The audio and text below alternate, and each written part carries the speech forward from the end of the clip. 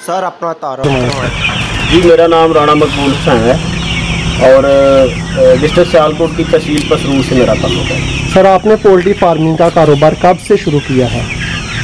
ये जो आपके कैमरे के सामने शेड बना हुआ है, ये तो मैंने 2018 में बनाया था, लेकिन उसके बाद अपनी दीगर मसरूफियात की वजह से इसको प्रॉपर शुरू नहीं किया गया। ये अप्रैल 2020 में इसको फिर शुरू किया है। ठीक सर। सर, आपने इस कारोबार का ही इंतखाब क्यों किया है? इस हवाले से ये बड़ा आपका दिलचस्प सवाल है। पूरी दुनिया में जो बिज़नेस चल रहे हैं, उन तमाम कारोबार में जो बेहतरीन और कामयाब तरीन बिज़नेस है, उसमें पोल्ट्री फार्मिंग का बिज़नेस है।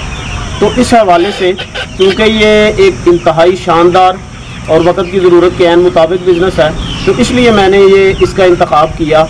और एक दूसरा इसके साथ साथ मेरा ये शौक़ भी था, क्योंकि आई लव बर्ड्स, मुझे जानवरों से मोहब्बत है, इस हवाले से मैंने इसका चुनाव किया। ठीक सर। सर, आम तौर पर देखा गया है कि तमाम लोग रवायती फार्मिंग कर रहे हैं, लेकिन आपने रवायती फार्मिंग से हटकर फ्री रेंज फार्मिंग का इंतखाब ही क्यों किया है? हाँ, ये इंतहाई अहम क्वेश्चन है आपका, और ये वक्त की जो नज़ाकत है उसके हवाले से बड़ा इंपॉर्टेंट भी है। हमें रवायती अंदाज से जो फार्मिंग चली आ रही है, उसमें आपको ये बात देखने में नज़र आई होगी कि इंतहाई रिस्की मामला है ये।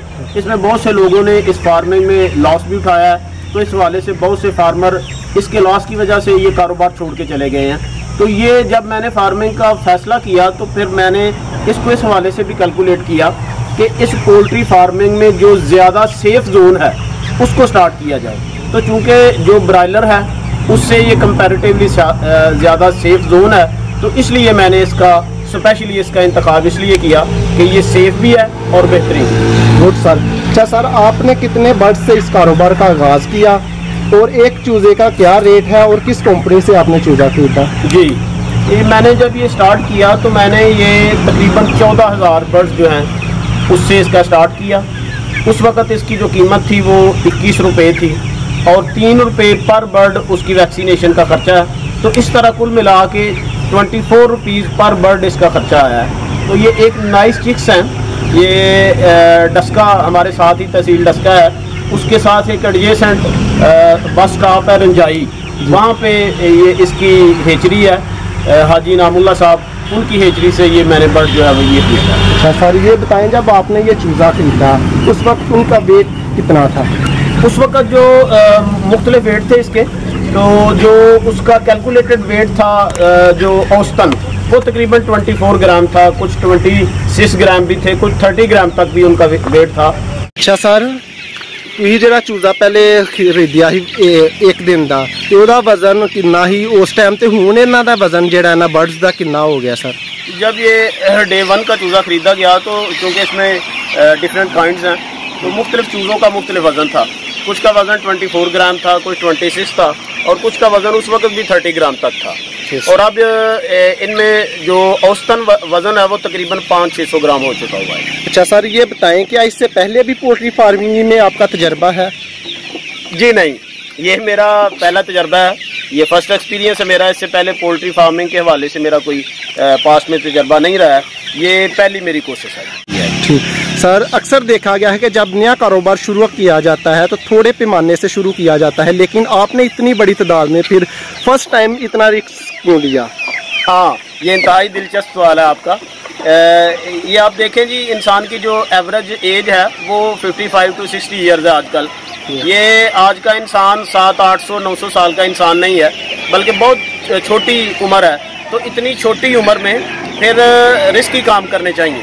मैं समझता हूँ कि छोटी उम्र में छोटे छोटे काम नहीं, बल्कि अगर कलील उम्र है तो इस हवाले से फिर बड़े बड़े काम करने चाहिए। तो मैंने भी इसी उसूल को मद्देनज़र रखते हुए फिर ये फैसला किया। Good sir. सर, आपके पास कितने जानवरों का शेड है और इसकी पैमाइश क्या है?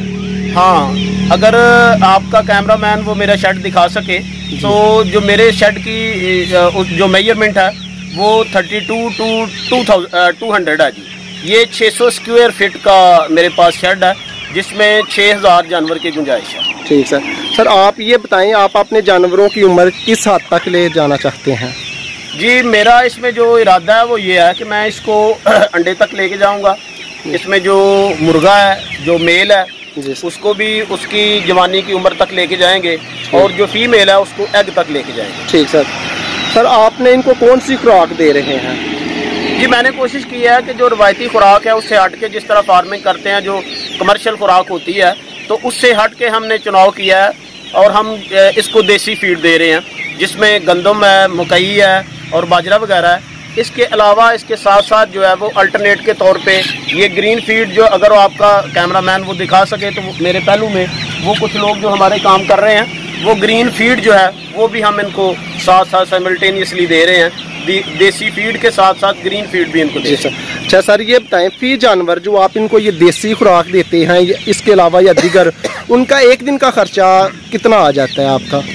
जी ये माइन्यूटली तो मैंने इसको कैलकुलेट नहीं किया है, लेकिन मैं आपको अंदाज़न ही बता सकता हूँ कि जो औसतन इसका खर्चा है, अगर आप साथ साथ ग्रीन फीड भी चला रहे हैं तो फिर पर बर्ड ₹1 एक दिन का खर्चा आपका आ रहा है। अच्छा सर, यहाँ पे एक सवाल मैं पूछना चाहता हूँ, ग्रीन जो फील्ड आप दे रहे हैं, इनको खुराक दे रहे हैं, उनमें कौन कौन सी चीज़ें आप इनको दे रहे हैं? हाँ, ये भी इंतहाई अहम सवाल है आपका। इसमें जो मौसमी सब्जियां हैं जी सर, वो तमाम तर सब्जियां जिसको मैं प्रेफर कर रहा हूँ वो पालक वगैरह है, और तरबूज का सीज़न अब जो जा रहा है वो तरबूज वगैरह हैं। तो ये इंतहाई मुफीद हैं जानवरों की सेहत के हवाले से भी, खुराक की ज़रूरियात भी ये पूरी करते हैं और साथ साथ इनकी सेहत के हवाले से भी ये इंतहाई अहमियत की हामिल है। अच्छा सर, ये बताएं मुस्तकबिल में आप इस फार्मिंग के हवाले से आपकी क्या मनसूबाबंदी है? मैं तो चाह रहा हूँ कि अगर अल्लाह करीम की रहमत शामिल हाल रहती है और मैं इस फील्ड में कामयाब रहता हूँ तो फिर मैं इसको वसी करूँगा और इंशाल्लाह इसको मैं 50,000 बर्ड तक ले जाने का इरादा। माशाल्लाह सर, अगर आपने अंडों का कारोबार ही करना था तो फिर वाइट लेयर का इंतखाब क्यों ना किया आपने? हाँ माशाल्लाह जी, आप बहुत अच्छे सवाल कर रहे हैं। ये भी इंतहाई इंटरेस्टिंग क्वेश्चन है आपका। ये बात दुरुस्त है कि जो मौजूदा दौर है इसमें वाइट लेयर का ये दौर चल रहा है, वो कामयाब भी लोग जा रहे हैं, लेकिन मैंने थोड़ा सा रवायती अंदाज से हट के इसलिए ये कोशिश की है। मैं ये चाह रहा हूँ कि जिस तरह आजकल लोग फूड कॉन्शियस होते जा रहे हैं, और होना भी चाहिए, सारी दुनिया में ये ट्रेंड तब्दील होता जा रहा है कि फूड के हवाले से लोग इंतहाई कॉन्शियस हैं। लोग अच्छा खाना चाह रहे हैं, लोग अच्छा मीट खाना चाह रहे हैं और इसी तरह लोग अच्छा अंडा खाना चाह रहे हैं। तो जो वाइट लेयर है, वाइट एग को उस हवाले से अब प्रेफर नहीं किया जा रहा।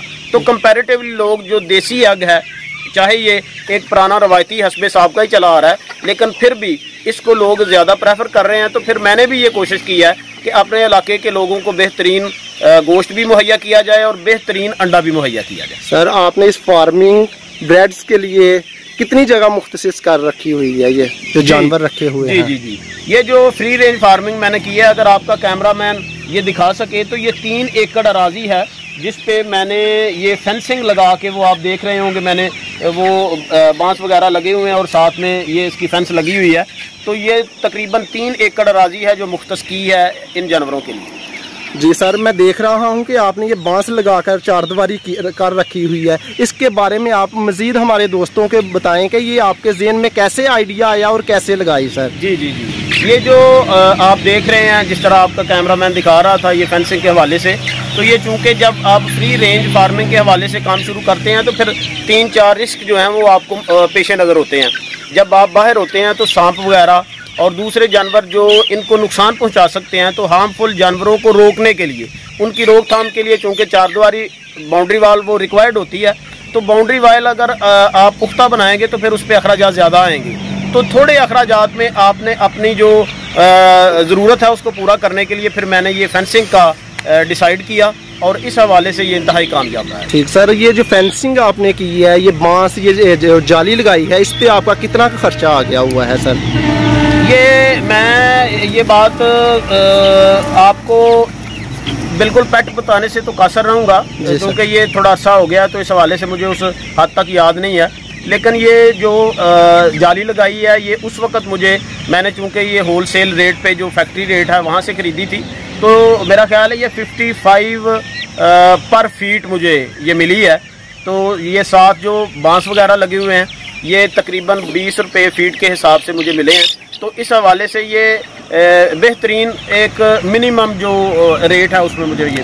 अच्छा सर, ये बताइए, मैं देख रहा हूँ आपके चूज़े जो हैं मुख्तलिफ रंगों के हैं, یہ کیا ایک ہی نسل کے ہیں یا کہ مختلف نسلوں کے ہیں سر؟ ہاں، یہ آپ کے انتہائی باریک بینی ہے اور میں سمجھتا ہوں کہ آپ بہت اچھے ماشاءاللہ باریک بین شخص ہیں۔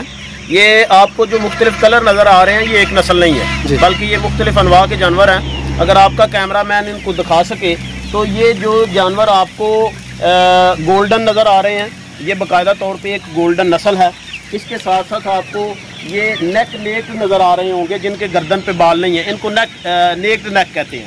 اس کے علاوہ اس کے ساتھ ساتھ مصری اس کی بریڈ ہے، اور ساتھ یہ جو آپ کو بلیک کلر میں نظر آ رہے ہیں یہ بلیک کاسٹر ہے۔ تو یہ 4 انواع کے مختلف جانور ہیں، تو اس لیے ان کو مختلف انواع میں نے ان کا چناؤ کیا تاکہ ان کی جو ایگ پروڈکشن کی ریٹ ہے وہ کافی بہتر ہے۔ اچھا سر، آپ ہمیں یہ ان کی ویکسین کے بارے میں بتائیں کہ آپ کیسے کرواتے ہیں یا کیسے مینیج کرتے ہیں؟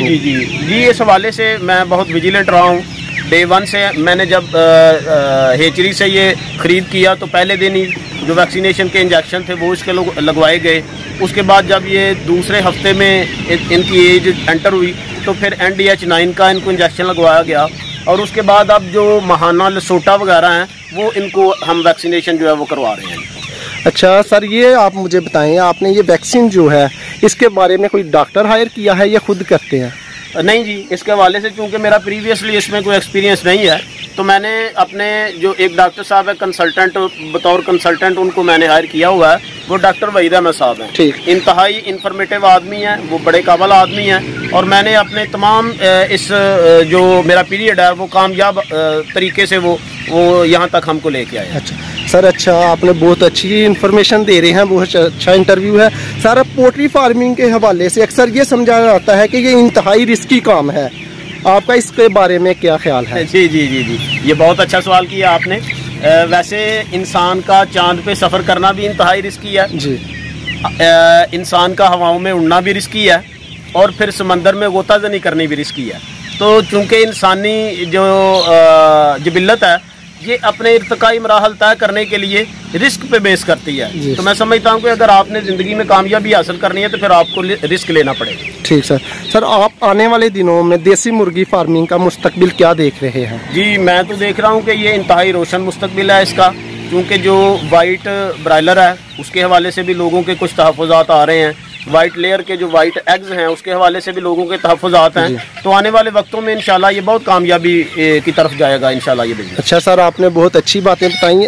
ایک بات جو ہے وہ ہمارے جو دوست ہیں جو اس کاروبار کو شروع کرنا چاہتے ہیں ان کے لیے یہ سوال ہے، کیا یہ کاروبار چھوٹے لیول پر بھی شروع ہو سکتا ہے؟ جی بالکل، میں تو یہ سمجھتا ہوں کہ چھوٹے لیول پہ یہاں تک بھی یہ ہو سکتا ہے کہ جو ہماری گھریلو خواتین ہیں، ہاؤس ہولڈ لیڈیز جو ہیں، وہ اپنے گھر کی چھت پہ بھی اس کو مینج کر سکتی ہیں۔ اگر کوئی لیڈی اس حوالے سے یہ کوشش کرے گی تو میں یہ سمجھتا ہوں کہ جو گھر کا کچن ہے وہ گھر میں یہ کاروبار کر کے گھر کا کچن چلایا جا سکتا ہے۔ جی اچھا سر، آپ نے بتایا کہ گھریلو جو لیڈیز ہیں وہ اس کاروبار کو اپنے گھر میں سٹارٹ کر سکتی ہیں، ان کے لیے کوئی آپ پیغام دینا چاہتے ہوں کہ کیسے اس کاروبار کو سٹارٹ کریں؟ میں یہ سمجھتا ہوں کہ آپ اس مقصد کے لیے اپنے گھر کی چھت کو یوز کر سکتے ہیں، 50-100 مرغی رکھ کے آپ اس کو بطور بزنس چلا سکتے ہیں، یہ افورڈیبل بھی ہے اور آنے والے دنوں میں آپ کے لیے فائدہ مند بھی ثابت ہوگا۔ جی ماشاءاللہ، بہت اچھا۔ اچھا سر، آپ یہ بتائیں اب حکومت وقت سے آپ دیسی فارمنگ مرغیوں کے حوالے سے کوئی مطالبہ کرنا چاہتے ہوں؟ جی پچھلے دنوں میں ہمارے پرائم منسٹر عمران خان صاحب نے بھی یہ ایک ویژن دیا تھا فارمنگ کے حوالے سے، تو کچھ لوگوں نے تو اس کو ایز اے جوک لیا، لیکن میں یہ سمجھتا ہوں کہ یہ انتہائی اہم ویژن تھا، اور اس کو میں حکومت وقت سے یہ بھی مطالبہ کرتا ہوں کہ اس کو جس طرح دیگر انڈسٹری ہے اس کو بوسٹ اپ کرنے کے لیے اس کو انسینٹیو دیے جاتے ہیں، تو میں سمجھتا ہوں کہ پولٹری فارمنگ کے حوالے سے اور بالخصوص دیسی پولٹری فارمنگ کے حوالے سے انسینٹیو ملنے چاہیے تاکہ لوگوں کی حوصلہ افزائی ہو اور جو چھوٹا فارمر ہے وہ بھی خوشحالی کی زندگی بسر کر سکے۔ اچھا سر، جیسا کہ آپ نے اپنی گفتگو میں ذکر کیا کہ آپ نے پرائم منسٹر صاحب نے بھی اعلان کیا تھا، ان کا ویژن تھا، کیا آپ نے یہ کہیں ان کے اعلان سے متاثر ہو کر یہ کاروبار شروع کیا کہ یہ آپ کا شوق تھا؟ نہیں، میرا ایک تو جس طرح میں نے پہلے گزارش کیا یہ میرا شوق بھی تھا اور میرا یہ آئیڈیا بھی تھا۔